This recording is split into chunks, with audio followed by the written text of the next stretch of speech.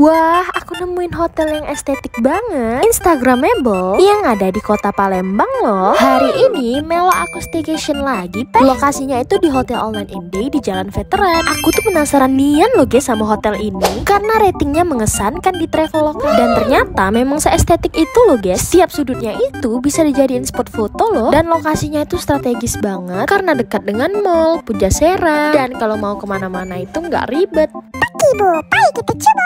Nah guys, ini tipe kamar yang happy day family dengan 2 single bed dan 1 double bed. Yang paling gemes di sini tuh konsepnya itu bener-bener homey dan kids friendly guys. Dibikin kayak mini playground yang ada prosotannya. Tuh, aku yang udah tuir aja seneng banget. Tenang ya, ini aman guys, karena pas mendarat ada busanya. Terus ada space juga yang bisa dipakai buat main game ataupun sekedar nonton kayak private cinema. Overall ini kamarnya keren ya. Dan aku juga nyobain breakfast di Makan Bistro. Jadi kamar aku tadi udah include sama breakfast yang makanannya semua endul. Dan yang paling aku seneng, gelasnya tuh besar guys, jadi nggak bolak-balik refill. Di sini juga sudah ada tempat gymnya. Oh iya, ini aku ordernya di Traveloka dong, karena lagi ada Traveloka Travel Fair, diskon hotel dalam dan luar negeri sampai 50% loh. Plus ada kupon spesial tanggal 20 September sampai 1 Oktober. Jadi staycation